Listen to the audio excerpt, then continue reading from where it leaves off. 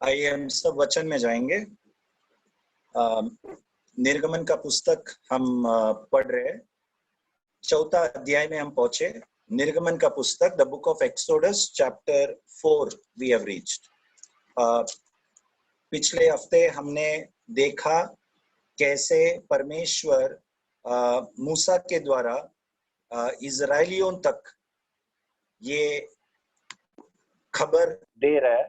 परमेश्वर बता रहे इजरायलियों को मूसा के द्वारा कि परमेश्वर इब्रानी लोगों को, इजरायली लोगों को मिस्र देश से केवल निकालेगा नहीं, परंतु कनान देश में प्रवेश भी कराएगा। वो है परमेश्वर का योजना इजरायली लोगों के प्रति। तो कनान देश में प्रवेश करते वक्त वहां के निवासियों को पूरी तरह से विजयवंत होकर उनके ऊपर युद्ध बोलकर जीतना, ये परमेश्वर का योजना था इजरायली लोगों के जीवन में। और फिर हमने देखा कैसे परमेश्वर स्वयं मूसा से कहता है कि जब तू फरो राजा के पास जाएगा तब वो इब्रानी लोगों को नहीं छोड़ेगा। तो परमेश्वर ये जानते हुए मूसा को भेज रहा है। Verse 19, chapter 3, verse 19, but I am sure that the king of Egypt will not let you go. तो परमेश्वर निश्चय तौर पर जानता था कि फरो राजा, मिस्र देश का राजा, इजरायली लोगों को छोड़ेगा नहीं। फिर भी परमेश्वर ने मूसा को भेजा। ओके, और ये क्यों हुआ? ताकि परमेश्वर अपना सामर्थी हाथ को, अपना सामर्थ को बता सके। इसलिए तो जब हम जिस रास्ते में जा रहे हैं उस रास्ते का द्वार बंद है, हमारे पास कोई उपाय नहीं है। ओके, हम प्रयास कर रहे हैं परंतु नकारात्मक उत्तर निकल रहा है। तो उससे हमें चिंतित नहीं होना है।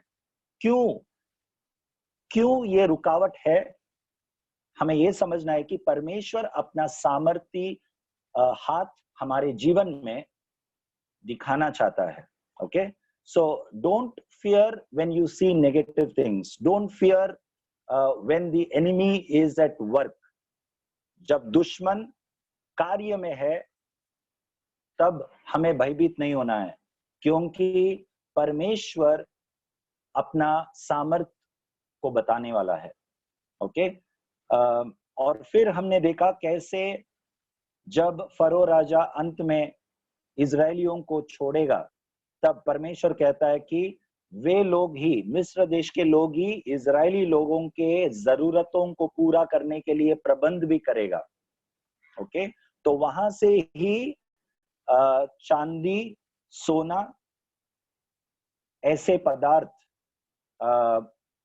इजरायली लोग वहां से लेकर निकले, और बहुत सारे कपड़े। ओके, और मैंने ये भी कहा था कि यही चीजें जो इजरायलियों को, इब्रानी लोगों को जो आशीष का कारण था, ओके, जो उनके जरूरतों को पूरा करने वाले जो पदार्थ थे, चीजें थे, ओके, जो तीसरा अध्याय का आखिरी वचन 22वां वचन में जो लिखा है, ओके, जो इजरायली लोगों के जरूरतों को पूरा करने के लिए जो चीजें थे, वही उनका क्या बना? ठोकर का कारण बना। वही उनका आगे जाकर उनका परमेश्वर बना। तो जिस परमेश्वर ने उनको छुड़ाया, उस सच्चा परमेश्वर को छोड़कर परमेश्वर ने जो आशीष दिया इजरायली लोगों को, उन आशीषों को उन लोग परमेश्वर बनाए या भगवान बनाए या अपने जीवन में एक आइडल बनाया। ये हम निर्गमन का 32 अध्याय में देखते हैं। Exodus chapter 32, we see how Israelites made out of these gold and silver what they had. They made an idol.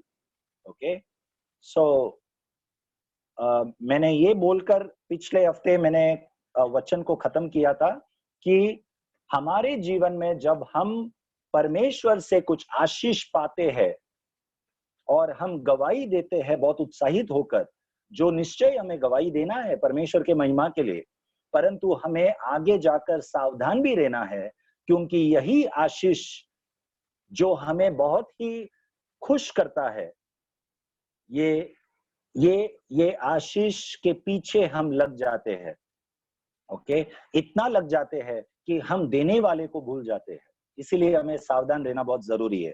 Okay, और चौथा अध्याय में जाने के पहले एक एक पॉइंट जो मैं पिछले हफ्ते बोलना भूल गया, मिस्र देश के राजा के विषय में जो परमेश्वर ने मूसा के द्वारा कहा, परंतु वो तुम्हें जाने नहीं देगा। I am sure that the king of Egypt will not let you go. 19 वाक्य जरा हिंदी में पढ़िए। मैं जानता हूं कि मिस्र का राजा तुमको जाने न देगा, वरन बड़े बल से दबाए जाने पर भी जाने न देगा। हाँ, मैं जानता हूं। ये कौन कह रहा है? परमेश्वर स्वयं कह रहा है कि परमेश्वर जानता है। ओके, तो ये जो शब्द है परमेश्वर जानता है, इस पर जरा मनन कीजिए 2 मिनट। ओके, परमेश्वर क्या जानता है कि जब आप आगे जाएंगे रुकावट आने वाली है। परमेश्वर क्या जानता है? पिछले साल दिसंबर के अंत में जब हमने नया साल का स्वागत किया, परमेश्वर को हमने स्तुति और आराधना करके धन्यवाद दिया। जब हम नया साल में प्रवेश किया, ये आशा रखते हुए कि ये नया साल हमारे लिए अच्छा होगा, लेकिन परमेश्वर जानता था कि इस नए साल में लॉकडाउन होने वाला है। ये हम न भूलिए, परमेश्वर जानता था कि कोरोना वायरस आने वाला है। परमेश्वर शुरुआत से ही अंत को जानता है। परमेश्वर हमारे आज के हर एक परिस्थिति को परमेश्वर जानता है। जानते हुए परमेश्वर ने ये अनुमति दिया होने के लिए, उस अवस्था को या उस व्यक्ति को परमेश्वर ने अनुमति दिया। अब आप पूछेंगे क्यों? परमेश्वर जानते हुए भी मिस्र देश के राजा को इब्रानी लोगों के ऊपर तकलीफ लाने के लिए अनुमति क्यों दिया? उसको परमेश्वर जब जानता है तभी परमेश्वर ने उसको रोका क्यों नहीं? ओके, यदि ये प्रश्न आपके मन में है तो हम ये जान ले कि परमेश्वर ने हर एक को एक स्वतंत्र इच्छा दिया है। और मैं जब ये वचन को पढ़ा तभी मेरे दिल में एक बहुत बड़ा दिलासा देने वाली बात यह है कि परमेश्वर ने जो स्वतंत्र इच्छा हर एक मनुष्य को दिया है, वो विश्वासी हो अविश्वासी हो, एक पापी हो, एक बहुत ही बुरा इंसान हो या अच्छा इंसान, पवित्र इंसान हो, कोई भी हो इस संसार में, परमेश्वर ने हर एक को एक स्वतंत्र इच्छा दिया है। और परमेश्वर इस स्वतंत्र इच्छा का बहुत मान रखता है, बहुत मान रखता है। God respects the free will that he has given to every human being. When I say God respects the free will that he has given to the human beings, that means the free will, जो स्वतंत्र इच्छा है, वो दोनों चीज के लिए है, सही चीज करने के लिए भी और गलत चीज करने के लिए भी। ओके, तो जब आप, एक उदाहरण मैं देता हूं, जब आप संडे रविवार सुबह को जब आप निर्णय लेते हो, आपके स्वतंत्र इच्छा को इस्तेमाल करते हुए आप स्वयं, किसी के भी दबाव से नहीं, परंतु आप स्वयं ये निर्णय लेते हो कि आप प्रभु के भवन में जाएंगे, आप चर्च में जाएंगे, आराधना करेंगे, तो क्या कभी आपने ये प्रश्न पूछा है, क्या परमेश्वर आपका ये स्वतंत्र इच्छा को क्यों नहीं रोकता? नहीं, हम कभी ये नहीं पूछेंगे। हमको ये कभी अजीब नहीं लगेगा, परमेश्वर ने मुझे क्यों नहीं रोका चर्च में जाने से, ऐसा हम कभी नहीं सोचते। क्यों नहीं सोचते? क्योंकि एक अच्छी बात है ये चर्च में जाना, आराधना करना। क्यों मैं सोचना चाहिए कि परमेश्वर मुझे क्यों नहीं रोका करके? उसी प्रकार यदि मैं गलत करने के लिए कुछ निर्णय लिया, ओके, किसी को मारने के लिए, कोई पाप करने का निर्णय लिया, तब भी परमेश्वर नहीं रोकेगा। क्यों? क्योंकि परमेश्वर स्वतंत्र इच्छा का मान रखता है। ओके, तो जब यहां पर परमेश्वर कहता है कि मैं निश्चय जानता हूं कि मिस्र देश का राजा नहीं जाने देगा, तो परमेश्वर क्यों नहीं रोकता? इसीलिए क्योंकि परमेश्वर ने यह स्वतंत्र इच्छा उस फरो राजा के दिल में डाला था। परंतु परमेश्वर ने यह स्वतंत्र इच्छा उसके दिल में इसके लिए नहीं डाला कि वो कठोर या पाप करे। परमेश्वर ने अच्छे काम के लिए स्वतंत्र इच्छा दिया है कि हम इस स्वतंत्र इच्छा का इस्तेमाल करके एक सही निर्णय ले परमेश्वर के महिमा के लिए। ओके, यदि परमेश्वर हम सबके अंदर से स्वतंत्र इच्छा निकाल देगा तो हम सब रॉबर्ट बन जाएंगे। हम सब हर दिन बिना कोई पाप किए परमेश्वर की महिमा करेगा, आराधना करेगा, लेकिन उस आराधना, उस महिमा का क्या फायदा? परमेश्वर को उसमें मजा नहीं आएगा, परमेश्वर को उसमें प्रसन्न नहीं होगा। क्यों? क्योंकि जब मुझे पाप करने का भी एक ऑप्शन है, ओके, मेरे पास एक उपाय, दो मार्ग है मेरे सामने। मैं पाप भी कर सकता था, परंतु मैं स्वयं होकर मैं परमेश्वर को चुना और पाप को नकारा। ये परमेश्वर को ज्यादा प्रसन्न होता है। Okay, so whenever there is a trouble on your way, whenever somebody, जब कोई व्यक्ति आपके जीवन में आपके खिलाफ कुछ करता है या परिस्थिति आपके खिलाफ है या कोई व्यक्ति करता है, तब ओके, वो व्यक्ति अपना स्वतंत्र इच्छा को इस्तेमाल किया है। ये हम याद रखें। Okay, so it's amazing how God honours the free will that he has given to make a choice. नेबुकदनेजर राजा के बारे में भी परमेश्वर स्वयं कई बार कहा है कि मैंने मेरे सेवक नेबुकदनेजर को इज़राइल के विरुद्ध युद्ध करने के लिए भेजा है। तो नेबुकदनेजर राजा एक अन्य जाति का राजा, ओके, वो भी परमेश्वर का सेवक है और परमेश्वर ने उसको भेजा। ये सब समझने में थोड़ा उसमें गहराई में आपको उतरकर with a maturity we have to understand. परमेश्वर नेबुकदनेजर राजा को भेजा, जब वचन कहता है उसका अर्थ यही है कि नेबुकदनेजर राजा अपना स्वतंत्र इच्छा इस्तेमाल करते हुए ये ठान लिया था कि वो पाप ही करेगा, वो गलत ही करेगा। तो ऐसा किया हुआ, ऐसा ठान लिया हुआ व्यक्ति को परमेश्वर अनुमति देता है तो फिर कर लो, वो परमेश्वर का इच्छा नहीं है। और दूसरी ओर इजरायली लोग पाप करके, अपने स्वतंत्र इच्छा को इस्तेमाल करके पाप किया, मूर्ति पूजा में पड़े और वे लोग दंड के लिए तैयार थे। तो जब एक तरफ परमेश्वर के लोग पाप करके दंड के लिए तैयार है, दूसरे तरफ एक पापी व्यक्ति, अन्य जाति का व्यक्ति अपना स्वतंत्र इच्छा इस्तेमाल करके वो दंड देने के लिए तैयार है। दोनों का स्वतंत्र इच्छा को परमेश्वर मान रखते हुए यदि आपकी इच्छा है तो वो करो करके। So that is not what God is pleased with, but God allows man to exercise their free will and fulfill what is their wish. Okay, let's go to chapter 4, चौथा अध्याय में। तो तीसरा अध्याय में हमने मूसा के द्वारा दो बहाना, जो मूसा ने, जब परमेश्वर मूसा को फरो राजा के पास जाने के लिए कहा, तब मूसा ने दो बहाना कहा। पहला बहाना 11 वाक्य में, तीसरा अध्याय का 11 वाक्य में, और दूसरा एक्सक्यूज या बहाना 13 वाक्य में, तीसरा अध्याय का 13 वाक्य में मूसा कहता है। अब चौथा अध्याय का पहला वाक्य में मूसा तीसरा बहाना कहता है। पढ़िए। तब मूसा ने उत्तर दिया, वे मेरा विश्वास नहीं करेंगे और न मेरी सुनेंगे, वरन कहेंगे यहोवा ने तुझको दर्शन नहीं दिया। आगे। यहोवा ने उससे कहा तेरे हाथ में वह क्या है? वह बोला लाठी। बस। तो यहाँ पर हम देखते हैं, देखो, जब मूसा ने शुरुआत में कहा कि मैं कौन हूं, तब परमेश्वर ने उसका उत्तर दिया। फिर मूसा ने कहा जब मैं वहां पर जाऊंगा, इब्रानी लोग पूछेगा किसने तुझे भेजा है, तो मैं क्या कहूं? परमेश्वर ने उसका भी उत्तर दिया। बराबर।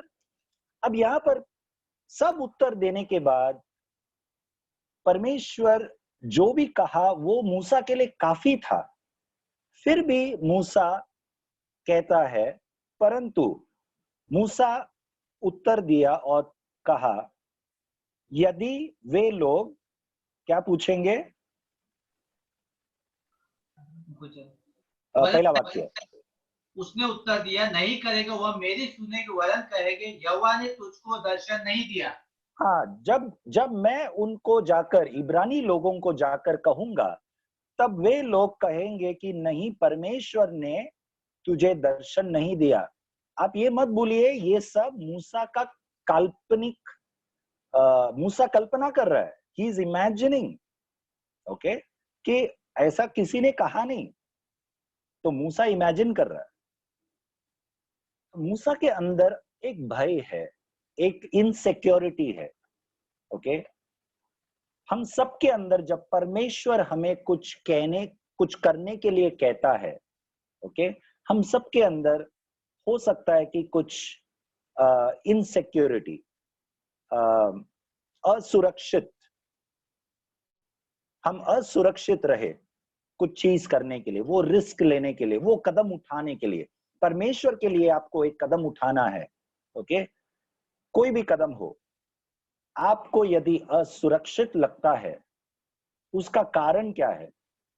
मूसा का कारण क्या था? वे लोग पूछेंगे या कहेंगे कि परमेश्वर तुझे दर्शन नहीं दिया है, ओके। तो इब्रानी लोग विश्वास यदि नहीं करेंगे, तो मैं क्या करूं? मूसा प्रश्न पूछ रहा है।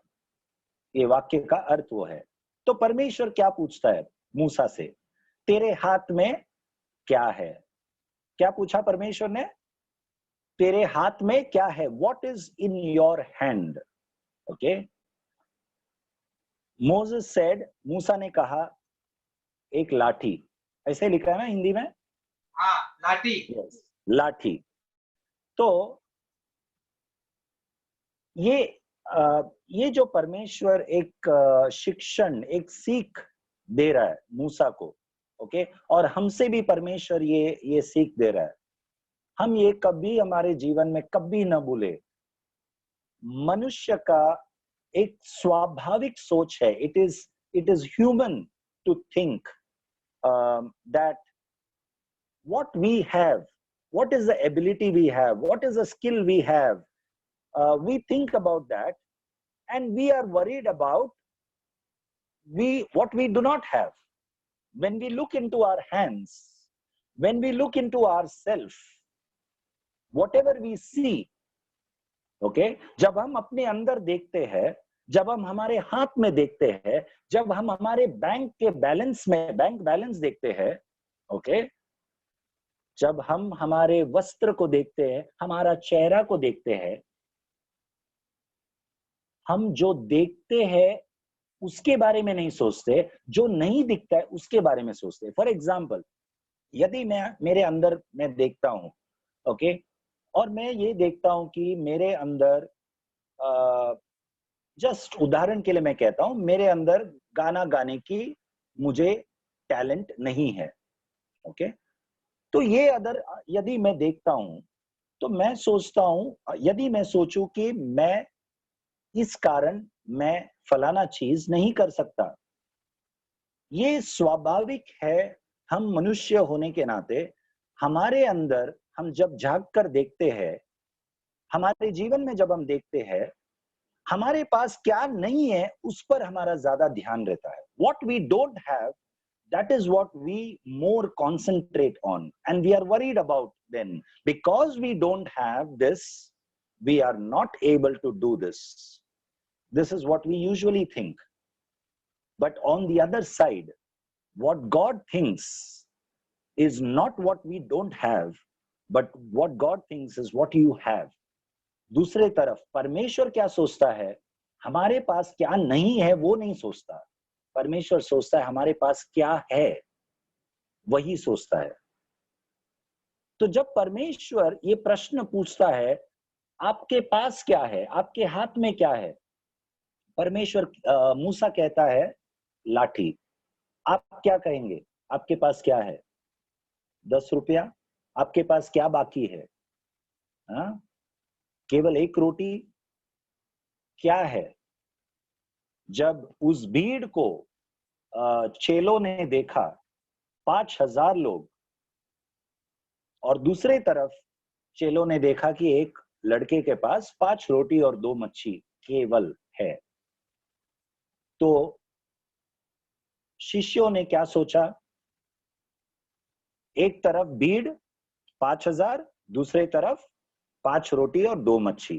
तो ये 2 चीज जब शिष्यों ने देखा, तुलना करके उनका निर्णय क्या था? हे गुरु, हम इस भीड़ को भेज दे, घर भेज दे, क्योंकि ये लोग भूखे हैं। तो शिष्यों का निर्णय वो था, ओके, कि भीड़ को घर भेजने के लिए, क्योंकि उनको देने के लिए हमारे पास अधिक कुछ नहीं है। We don't have enough to feed them. This is what the disciples thought. But on the other side, what did Jesus think? यीशु ने क्या सोचा? हमारे पास क्या है वो सोचा। तो क्या था? 5 रोटी और 2 मच्छी। हाथ में उठाया, आशीष दिया और बांटने के लिए कहा। पूरा भीड़ खाने के बाद भी 12 टोकरी बच गए। ओके, तो ये हमारे लिए एक बहुत बड़ा सीख है।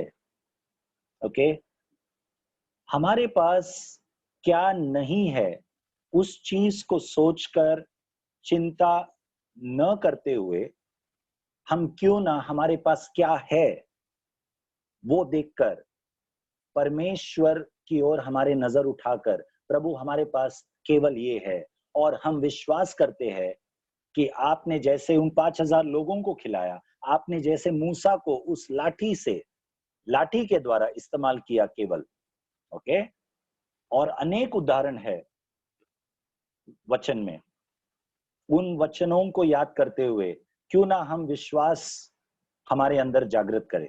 ओके, मूसा के पास वचन नहीं था, दाऊद के पास वचन नहीं था, ओके, उनके सबके जाने के बाद पवित्र शास्त्र एक हुआ, हमारे पास आया। तो हमारे पास अभी वचन है, हमारे पास बहुत सारे उदाहरण है हमारे विश्वास को और मजबूत करने के लिए। So let us not fear. What is in your hand? Moses said a rod. मूसा ने कहा एक लाठी। ओके, परमेश्वर के लिए वो लाठी काफी था। हम जानते आगे जाकर मूसा ने उस लाठी के द्वारा क्या क्या नहीं किया, केवल उस लाठी के द्वारा, और कुछ नहीं था। और सामने कौन है? फरो राजा, मिस्र देश, उस समय का विश्व का सबसे ताकतवर देश था।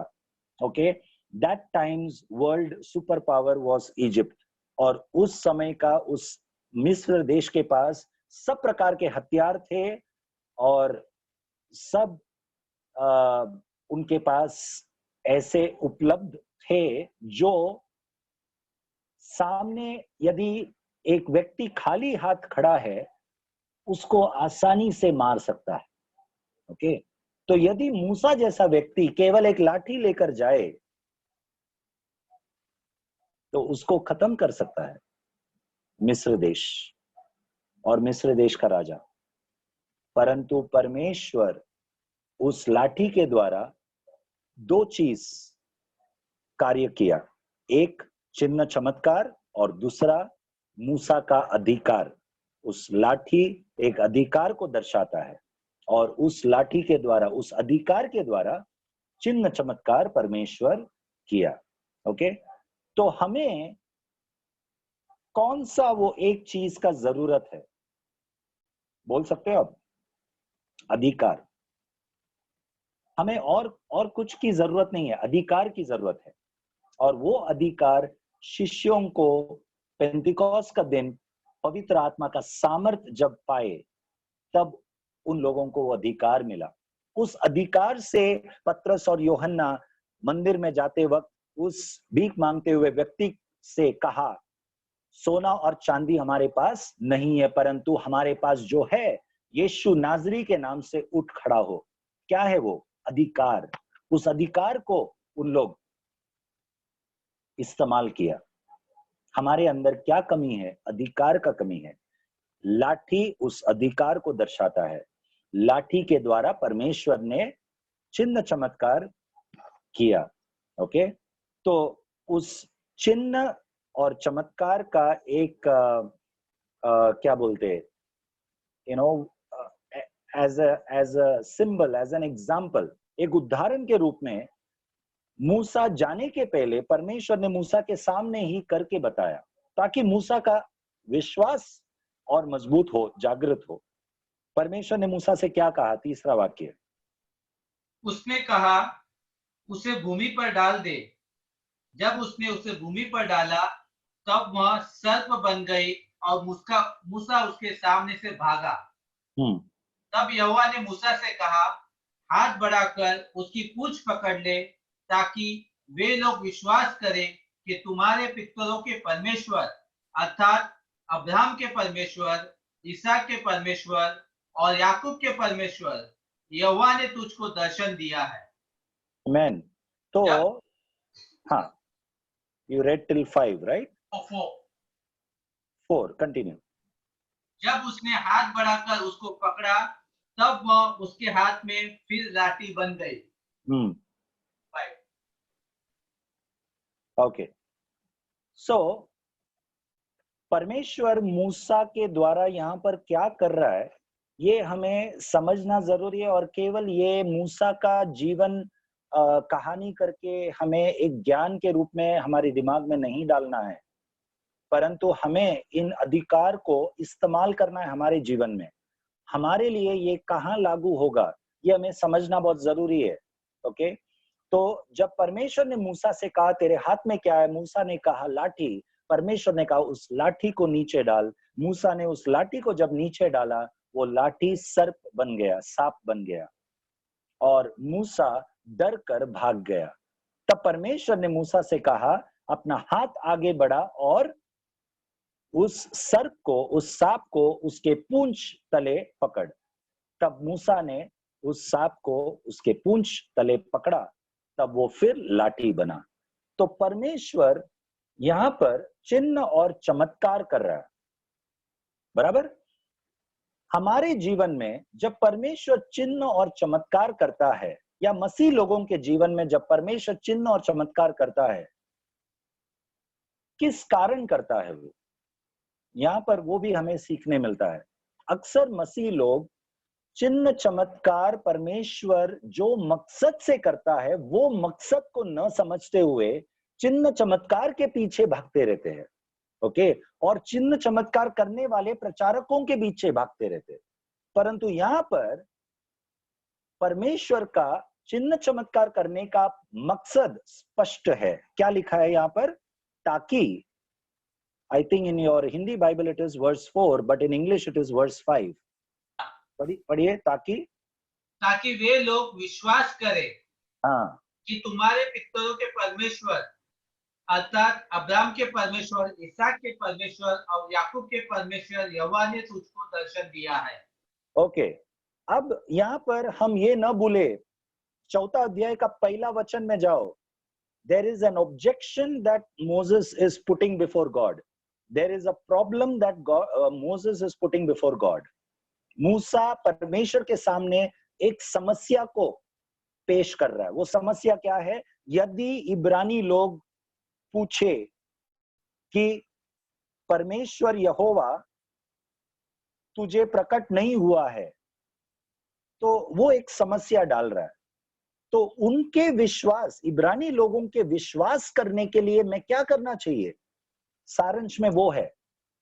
ओके, सो परमेश्वर यहां पर एक चिन्ह चमत्कार किया। क्यों किया? इब्रानी लोगों का विश्वास करने के लिए। So not to forget that, हमेशा हमारे जीवन में चिन्ह चमत्कार क्यों है? ताकि हम विश्वास करें परमेश्वर पर। ओके? और यदि आपने विश्वास किया तो फिर चिन्ह चमत्कार की जरूरत है नहीं है। You know, that's one thing that we fail to understand many times, Christians. Okay?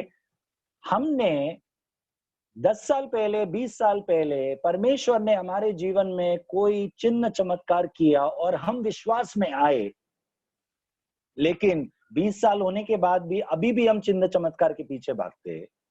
तो ये शिशु मसीह जीवन में हम अभी भी शिशु है, हम परिपक्व नहीं हुए हैं। यदि हमने विश्वास किया 20 साल पहले, उदाहरण के रूप में कह रहा हूं, 20 साल पहले हमने एक चिन्ह चमत्कार को देखकर हमने विश्वास किया है, फिर हमें कोई चिन्ह चमत्कार की जरूरत नहीं है। मैं ये नहीं कहता कि परमेश्वर हमारे जीवन में उसके बाद चमत्कार करना बंद करेगा, ये नहीं कह रहा हूं मैं, लेकिन हमें उस चमत्कार की जरूरत नहीं है हमारा विश्वास का बूस्ट बढ़ाने के लिए। To increase our boost of faith, we don't need another miracle. We already believe in God because God has already done a miracle in our life. So we are not people who should run after signs and wonders. We should not be people who, get very excited when we hear about, oh, there is a healing ministry person coming or a prophet coming. Let's go to that meeting. Okay? हमें ज्यादा उत्साहित होने की जरूरत नहीं है उन चीजों में, परंतु यदि आप सुनते हो कि एक प्रचारक आ रहा है परमेश्वर का वचन बांटने के लिए, उसके लिए उत्साहित होना बहुत जरूरी है। वचन जरूरी है। ओके? क्योंकि वचन हमें परमेश्वर जैसा बनाता है, यीशु जैसा बनाता है। Okay?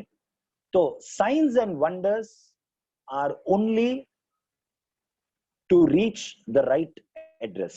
As I always give this example, यदि आप लोग मेरे घर पे कभी आए नहीं हो, आपको मेरा घर पता नहीं है, तो पहली बार जब आप मेरे घर पे आते हो तब मैं आपको एड्रेस लिख के दूंगा और साथ में एक साइन दूंगा कि जब आप इस एड्रेस में आओगे तब आप डीमार्ट देखोगे या डोमिनोज पिज्जा का आउटलेट देखोगे, आप तभी समझ जाओ कि मेरा बिल्डिंग इसके बगल में है। तो वो एक चिन्ह के रूप में मैं देता हूं आपको। तो आप आते आते आते ढूंढ ढूंढ कर पूछ कर आते हैं और अचानक आपका नजर जब डीमार्ट के बोर्ड पर जाता है, तब आपके अंदर एक आश्वासन होता है कि हम सही जगह पे पहुंच गए, ब्रदर का घर यहीं किधर है, और आखिर में आप मेरे घर आ गए। अब अगले बार जब आपको मेरे घर आना है, फिर आपको उस साइन का जरूरत नहीं है, आप डायरेक्ट घर आ सकते हो क्योंकि आप पहली बार आ चुके हो। So science and wonders is only for the beginning so that we believe in God. Okay? जब हम विश्वास कर चुके हो, फिर we have come to Jesus, we have found the address. Jesus said, I am the way, the truth and the life. यीशु ने कहा, मैं ही मार्ग, सत्य और जीवन हूं, मेरे अलावा और कोई पिता के पास नहीं पहुंचता। तो हम जब चिन्ह और चमत्कार के द्वारा हम यीशु के पास पहुंच गए, जो एड्रेस है, फिर यीशु के पास पहुंचने के लिए हमें उस चिन्ह की जरूरत नहीं है, क्योंकि हम यीशु के हो गए और यीशु हमारा हो गया। Okay? So let us always remember that. Next, verse 6 पढ़िए, 6वां वचन। फिर यहोवा ने उससे यह भी कहा, अपना हाथ छाती पर रखकर ढाप। अंत उसने अपना हाथ छाती पर रखकर ढाप लिया। फिर जब उसे निकाला तब क्या देखा कि उसका हाथ कोढ़ के कारण हिम के समान श्वेत हो गया। तब उसने कहा, अपना हाथ छाती पर फिर रखकर ढाप। उसने अपना हाथ छाती पर रखकर ढाप लिया, और जब उसने उसको छाती पर से निकाला तब क्या देखता है कि वह फिर सारी देह के समान हो गया। आमीन। तो यहाँ पर अब और एक चिन्ह और एक चमत्कार परमेश्वर दिखा रहा है, लेकिन इसमें से हम हमारे लिए क्या सीखते हैं? सबसे अहमियत वो है। ओके, मूसा के साथ क्या हुआ वो एक इतिहास बन गया है, वो एक कहानी है। ओके, परंतु हमारे लिए क्या है? जब परमेश्वर ने मूसा से कहा अपना हाथ अपने छाती में डाल, in English it says, now put your hand in your bosom, and he put his hand in his bosom, and when he took it out, behold, his hand was leprous like snow. उसका हाथ कैसा बन गया? Him के समान श्वेत हो गया। हाँ, एक कोड़ी व्यक्ति जैसा। Code, Hindi Bible doesn't use the word code. या उसका हाथ कोड़ के कारण हिम के समान श्वेत हो गया। करेक्ट। तो उसका हाथ कैसे हो गया? मैं चाहता हूं कि आप लोग अपने मन में कल्पना कीजिए। ओके, जैसा मैं अब मेरा हाथ बता रहा हूं, ये हम सबका हाथ ऐसा है, लेकिन अचानक परमेश्वर ने मूसा को कहा हाथ अंदर डालिए, और जब बाहर निकाला तभी क्या हो गया? एकदम कोड जैसे लेप्रस हो गया। Okay, leprosy. His hand was filled with, आप सोचकर देखिए, मूसा ने अपना हाथ को जब देखा कोड के समान, तो मूसा जरूर भयभीत हुआ रहेगा, डर गया होगा। Okay, I believe the lesson that God is teaching us, see all this God is doing before Moses goes to meet Pharaoh, the world superpower at that time. Okay, उस संसार के उस समय का सबसे ताकतवर देश के सबसे ताकतवर राजा के पास जाने के पहले मूसा को परमेश्वर तैयार कर रहा है। किन चीजों से तैयार कर रहा है? हथियार से तैयार नहीं कर रहा है। ओके, अपने शरीर के ऊपर युद्ध करने का वस्त्र डालकर तैयार नहीं कर रहा है, परंतु सिंपल चीजों से, जो भी मूसा के पास है उन चीजों से। जाकर कुछ नया खरीदने के लिए नहीं कहा। लाठी है तेरे पास, वो इस्तेमाल कर। ओके, तो लाठी का हमने देखा। अब यहाँ पर परमेश्वर मूसा को क्या सिखा रहा है? मैं विश्वास करता हूं जब मूसा ने अपना हाथ अंदर डाला और बाहर निकालकर देखा कि कोड़ के समान है, परमेश्वर हमें सिखा रहा है कि हम भी इसी प्रकार है।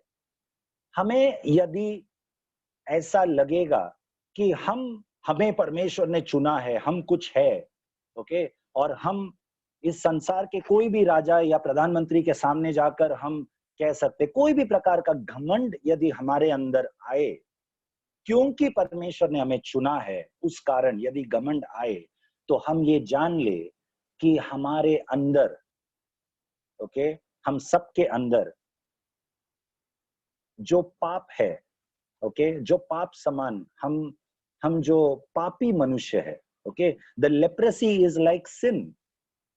हम लेवी व्यवस्था के पुस्तक जब पढ़ेंगे तभी वहां पर कोड जो बीमारी को एक पाप के साथ तुलना किया हुआ है। ओके, तो हमारे अंदर झांक कर देखने के लिए परमेश्वर हमें सिखा रहा है। ओके, और जब हम अपने अंदर झांक कर देखेंगे, हम क्या पाएंगे? कि हम क्या है? पापी है। हम पापी है।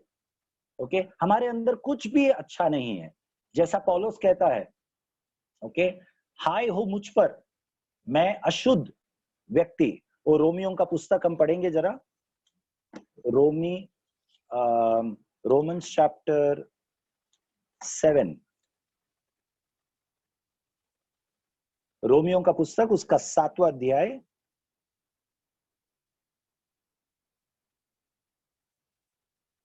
18 वाक्य पढ़िए। क्योंकि मैं जानता हूं कि मुझ में अर्थात मेरे शरीर में कोई अच्छी वस्तु वास नहीं करती। पौलुस कहता है कि मैं जानता हूं कि मेरे शरीर में, मेरे अंदर कोई भी अच्छा वस्तु वास नहीं करती। यस, पढ़िए। इच्छा तो मुझ में है, परंतु भले काम मुझसे बन नहीं पड़ते। आगे। क्योंकि जिस अच्छे काम की मैं इच्छा करता हूँ वह तो नहीं करता, परंतु बुराई की इच्छा नहीं करता वही किया करता हूँ। हाँ, तो 24 वाक्य 24। कैसा अभागा मनुष्य हूँ, मुझे मृत्यु की देह से कौन छुड़ाएगा? कैसा अभाग मनुष्य हूं मैं, पौलुस अपने आप के बारे में सोचता है। What a wretched man I am. Who will deliver me from this body of death? इस मृत्यु वाला शरीर से मुझे कौन बचाएगा? और फिर 25 वाक्य, हमारे प्रभु यीशु मसीह के द्वारा परमेश्वर का धन्यवाद हो। या इसलिए मैं आपसे बुद्धि से तो परमेश्वर की व्यवस्था का, परंतु शरीर से पाप की व्यवस्था का सेवन करता हूँ। तो पौलुस कहता है कि मुझे इस नाशवंत शरीर से, इस पाप भरा शरीर से, मृत्यु वाला इस देह से कौन बचाएगा?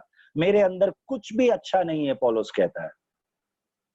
यदि हम ये सच्चाई को समझ लेते हैं तो हमेशा हम नम्र रहेंगे। ओके, एक अविश्वासी व्यक्ति के सामने भी यदि हम बात करेंगे तो उनको तुच्छ समझकर नहीं बात करेंगे। हमेशा हम we will be humble enough if we understand that there is nothing good that dwells in us.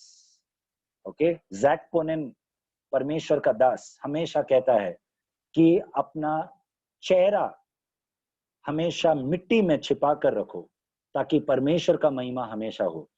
Put your face down to the dust always, so that God will be glorified through us. Always remember that we are nothing, there is nothing good that dwells in us. हम यदि कलीसिया में जाते हैं, हम यदि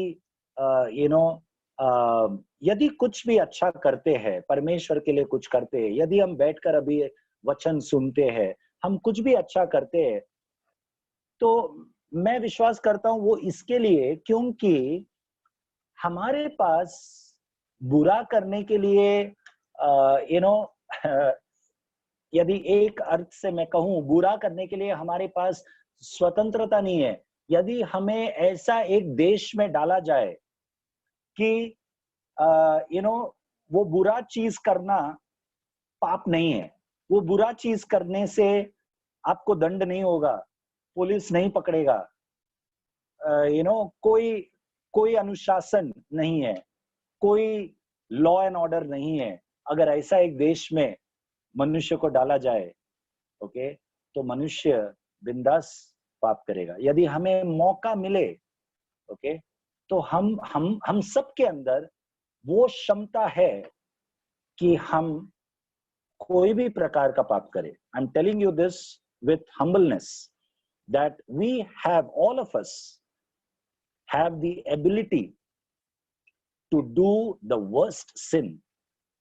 Okay, so we have to be very careful that as long as we are in this flesh, जब तक हम इस देह में है, इस पाप वाला शरीर में है, हम सबके अंदर वो क्षमता है कोई भी प्रकार का पाप करने के लिए।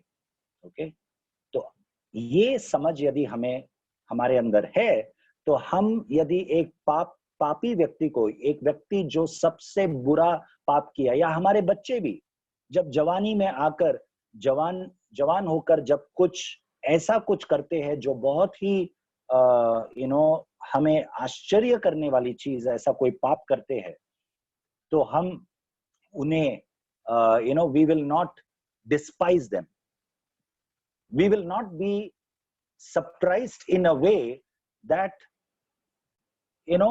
that we have never done such thing. हमने कभी ऐसा किया ही नहीं है, ऐसा हम बहुत आकर्षित होने की जरूरत नहीं है, हमारे आंखें फाड़ कर हमें देखने की जरूरत नहीं है, क्योंकि ये स्वाभाविक है कि मनुष्य पाप, कोई भी प्रकार का पाप करे। मैं ये नहीं कह रहा हूं कि कोई अगर गलत किया तो वो चलेगा, ऐसा कहना चाहिए, okay, but we have to deal with that in humbleness. So God is teaching Moses to be humble and to know that when you stand before Pharaoh, the most powerful person, okay, and when you do these signs and wonders before him, okay, you know for yourself, beware that inside you there is nothing good. So when he put his hand inside himself and found that he's filled with leprosy, okay, that is the situation all of us are in. हम सब उसी अवस्था में हैं, यदि हम सचमुच का हमारे अंदर झांक कर देखेंगे, हम पाएंगे कि हमारे अंदर कोई भी अच्छाई नहीं है, हम भी सबसे बुरे व्यक्ति है. Okay, so let us learn that lesson before God uses us. And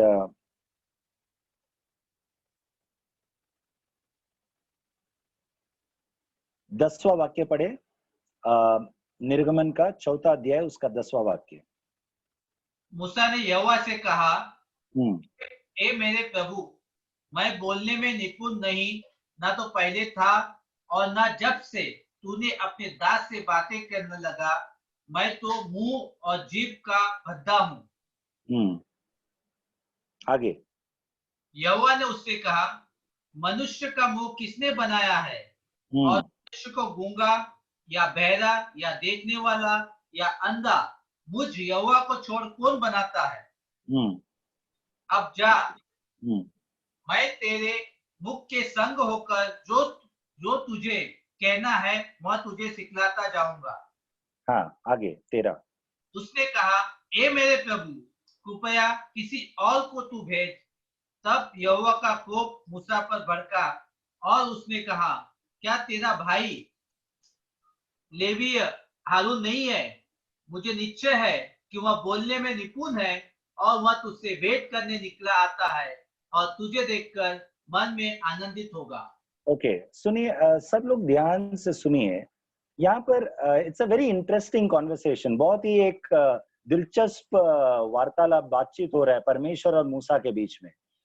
अब ये चौथा बहाना दे रहा है मूसा. Okay, and God is so patient.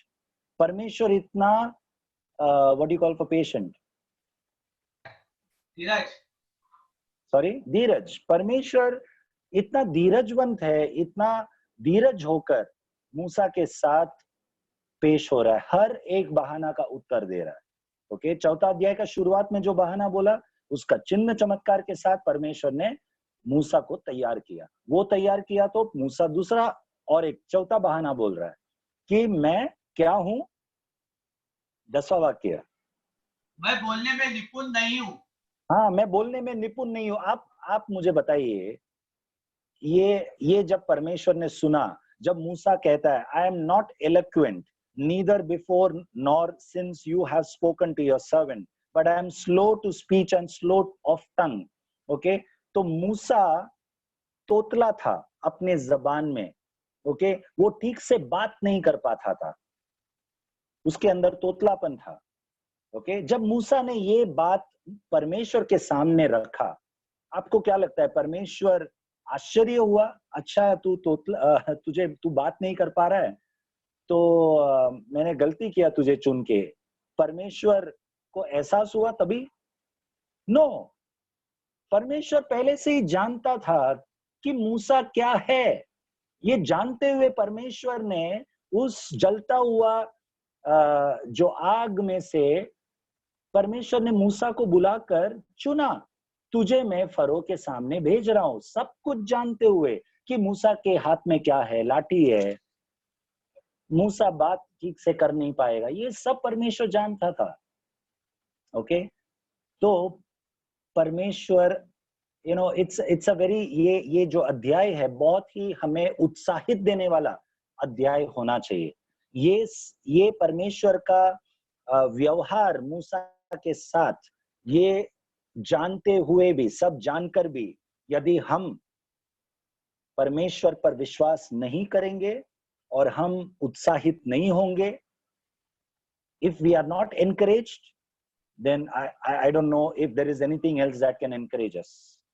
Okay, आपके अंदर मूसा से भी ज्यादा कुछ कमी घटी है तो बताओ, परमेश्वर उसका भी आपको उपाय देगा. ओके, आप जो कमी घटी है परमेश्वर के सामने लाओ. ओके, परमेश्वर आपको नहीं छोड़ेगा, परमेश्वर आपको फिर भी इस्तेमाल करेगा. Okay, you bring your drawbacks to God. God will use those drawbacks as a powerful tool for his glory, because it is not you who do that, it is God who does through you. Okay, तो मूसा का वो तोतलापन नहीं है जो furrow राजा को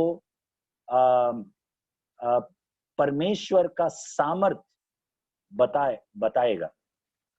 मूसा का तोतलापन नहीं है, मूसा का वो लाठी नहीं है, परमेश्वर का सामर्थी कार्य है। ओके, तो जब मूसा ने ये कहा, परमेश्वर ने कहा, किसने तुझे बनाया? ओके, किसने मनुष्य को बनाया? क्या मैंने नहीं बनाया?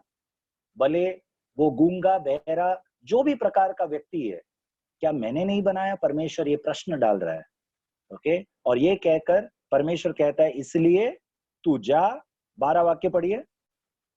जा, अब जा, मैं तेरे मुख के संग होकर जो तुझे कहना होगा वह तुझे सिखलाता जाऊंगा। ओके, तू जा, मैं तेरे मुख के संग होगा।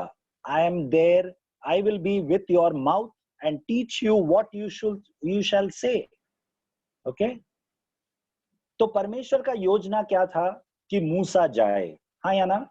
ये इस वचन से स्पष्ट है। मूसा ने जब पहली बार कहा कि मैं तोतला हूं, तभी परमेश्वर ने तुरंत ही ओके तेरा भाई आरोन को मैं तेरे साथ भेजता हूं, ऐसा नहीं कहा। परमेश्वर ने उसको कहा, तू ही जा, मैं तेरे मुख के संग हूं।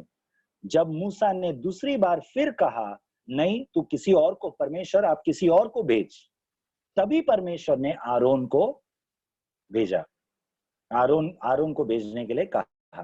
तो मेरा ये मानना है कि परमेश्वर का योजना आरोन नहीं था, परमेश्वर का योजना केवल मूसा था। ओके, जब जिद पर मूसा आया, तब परमेश्वर दूसरा किसी को साथ में भेजना पड़ा। ओके, इससे हम एक सीखना चाहिए कि जब हम जिद करते हैं परमेश्वर के साथ, ओके, मेरे मन में जो दृश्य परमेश्वर का और मूसा का आता है, मूसा परमेश्वर का हाथ मोड़कर, ओके, जिद करके लेता है। ओके, जैसे बच्चे हमारे हाथ मोड़कर, मतलब हमें हमारे सामने जिद करके जो उनको चाहिए वो वे हासिल करते हैं, रोक कर, कुदी मार के, आवाज करके, जो भी करके। Okay, they get what they want. तो मूसा भी परमेश्वर के साथ वही कर रहा है, आप किसी और को भेज, और परमेश्वर उनका जो योजना नहीं था उसको भेजता है मूसा के साथ। ये बहुत ही सीरियस, गंभीर बात है। परमेश्वर यदि आपसे कुछ कहा और आप निश्चय तौर पर ये जानते हैं कि परमेश्वर ने ही कहा है, तो कृपया करके आप कुछ सवाल न किए हुए, कुछ परमेश्वर को मना न किए हुए, आप परमेश्वर को आमीन कहे। जब आपको निश्चय तौर पर पता है, यदि आपको कुछ डाउट है तो आप डाउट क्लियर करो परमेश्वर के साथ, लेकिन आपको निश्चय तौर पर पता है तो भयभीत न होना, आप बिंदास आप आगे बढ़ सकते हो। क्योंकि यदि फिर भी आप भय का अधीन होंगे, चिंता का अधीन होंगे, तो परमेश्वर आपको उनका जो योजना नहीं था वो चीज आपको देगा, वो आगे जाकर बहुत ही हानिकारक होगा। आरोन का योजना परमेश्वर का नहीं था आरोन के लिए। जब हम 32 अध्याय में आते हैं, निर्गमन का 32 अध्याय, एक्सोडस चैप्टर 32, वहां पर जब मूसा 40 दिन पर्वत के ऊपर परमेश्वर के साथ समय बिता रहा था, तब जब आखिरी का दिन आया, जब परमेश्वर ने मूसा के हाथ में वो 2 पत्थर दिया, जिसके ऊपर परमेश्वर का आज्ञाएं, परमेश्वर ने जो आज्ञाएं और व्यवस्था दिया मूसा को, जो परमेश्वर की हाथ से लिखा हुआ व्यवस्था था, ओके, वो लेकर जब मूसा नीचे आया, तब क्या देखा? नीचे वो समय पर इब्रानी लोग आरोन से कहा कि वो वाक्य हम पढ़ेंगे, 32 अध्याय, एक्सोडस चैप्टर 32 वर्स, पहला वाक्य पढ़ो। जब लोगों ने देखा कि मूसा को पर्वत से उतरने में विलंब हो रहा है, तब वे हारून के पास इकट्ठा होकर कहने लगे, हम्म, अब हमारे लिए देवता बना जो हमारे आगे आगे चले, क्योंकि हम्म। उस पुरुष मूसा को जो हमें मिस्र देश से निकाल ले आया है, हम नहीं जानते कि क्या हुआ। तो यहाँ पर लोग आरोन के सामने, द सेकेंड लीडर, ओके, उसके सामने ये बात को पेश कर रहा है कि मूसा आने में विलंब किया, देरी किया, इसीलिए क्या करे, आइए हम, आइए हमारे लिए देवता बना जो हमारे आगे आगे चले। हमारे लिए देवता बनाए जो हमारे लिए, हमारे आगे आगे चले, ऐसा लोगों ने आरोन से कहा। आपके हिसाब से आरोन क्या कहना चाहिए था लोगों को? क्या आरोन ये नहीं कहना चाहिए था कि हम रुकेंगे, मूसा आने दो? लेकिन आरोन ने क्या कहा दूसरा वाक्य में, पढ़िए। हारून ने उनसे कहा, तुम्हारी स्त्रियों और बेटियों के कानों में सोने की जो बालियां हैं उन्हें उतारो और मेरे पास ले आओ। तब चौथा सब वाक्य, लोग, चौथा वाक्य, 4। हारून ने उन्हें उनके हाथ से ले लिया और एक बछड़ा डालकर बनाया और तो आरोन आरोन ने उनके हाथों से वो सोना वगैरह जो लिया और उसका एक बछड़ा बनाया। किसने बनाया? आरोन ने बनाया। ओके, सो ये परमेश्वर का योजना नहीं था आरोन मूसा के साथ एक लीडर बन के जाए। ओके, और जब हम बाद में हम देखेंगे, जब 32 अध्याय में जब हम आएंगे, वहां पर हमें सीखने मिलेगा कि अ, पर्वत के ऊपर मूसा ने यहोशू को लेकर गया था। तो उस समय जब आरोन नीचे था, यहोशू, Joshua was already getting the training from Moses.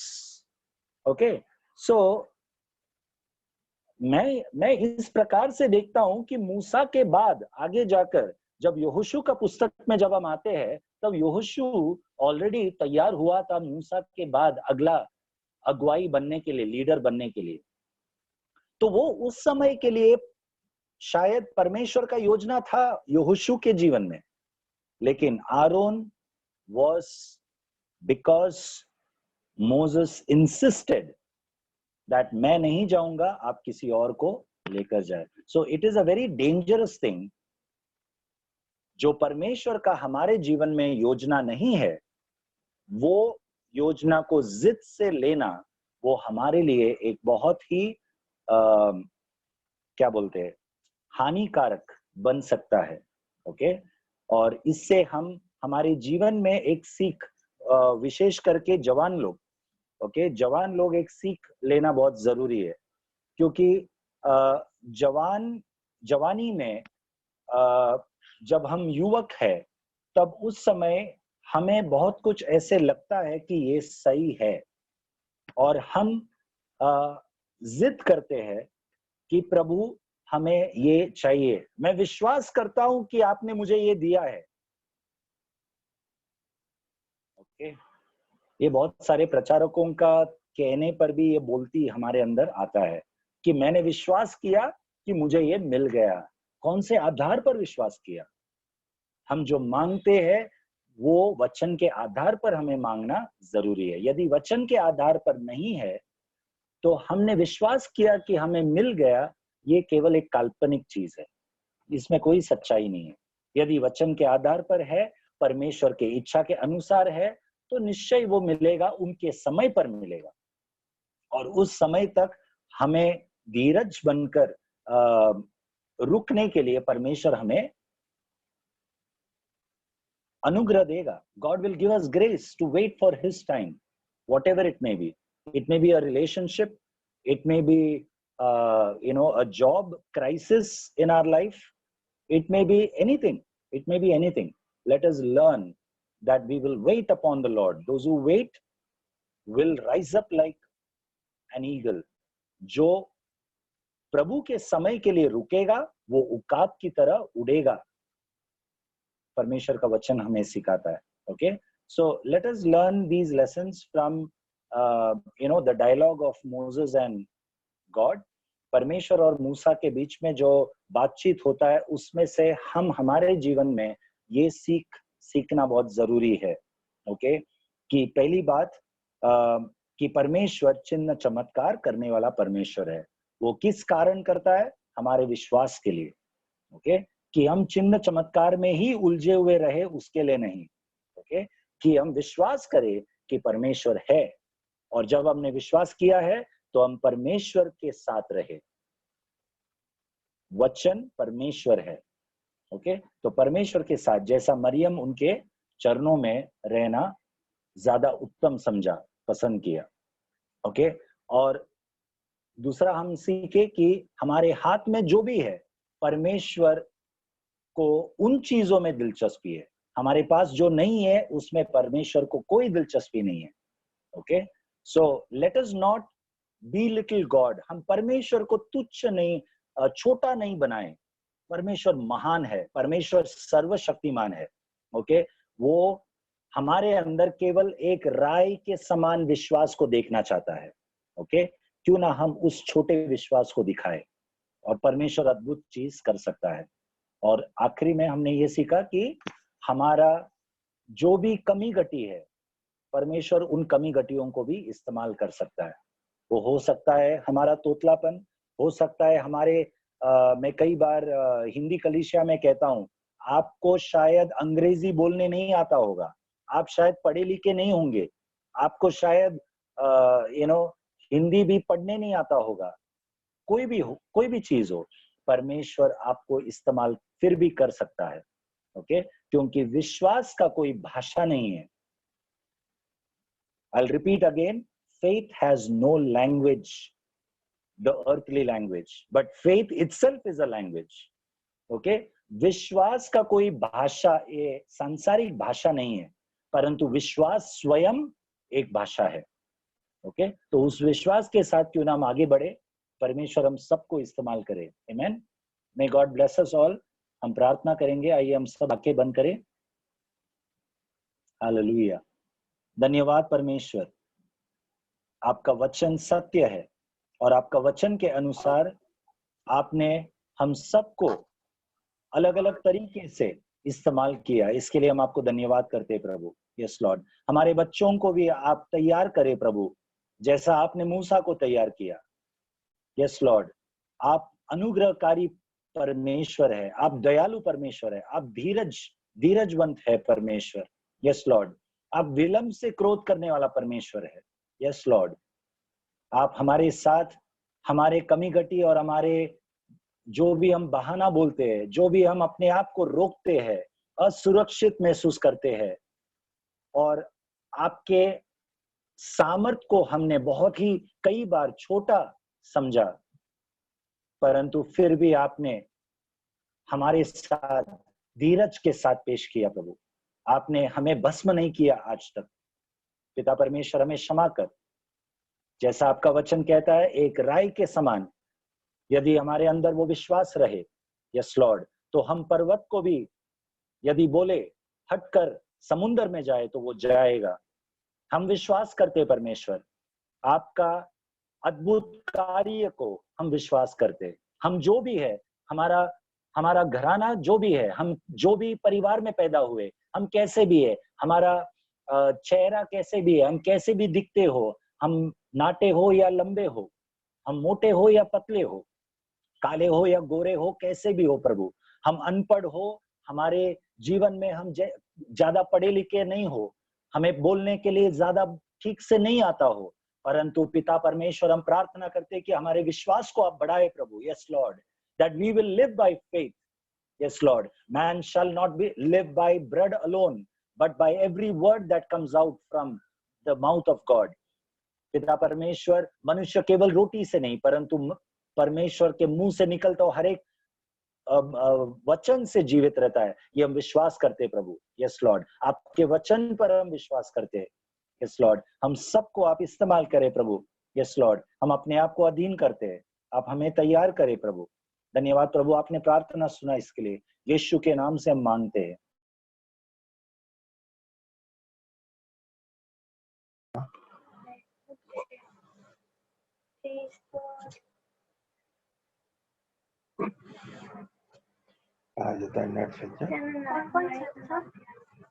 Amen. God bless you. मुझे पता नहीं था कि डिस्कनेक्ट हुआ बीच में. No problem. प्रभु हम सबको आशीष करे.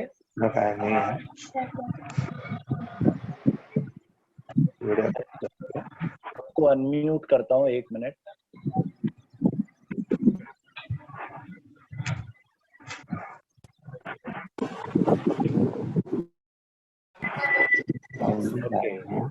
सबको मैंने अनम्यूट किया है.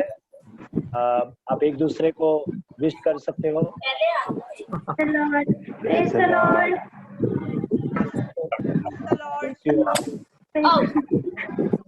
Praise the Lord. Praise the Lord. Praise the Lord. Praise the Lord. God bless you all. Praise God. Bless you. Bless you. Praise the Lord. आराधना के लिए ना भूलिए. Thanks for the good night everybody. good night. Good night. Good night.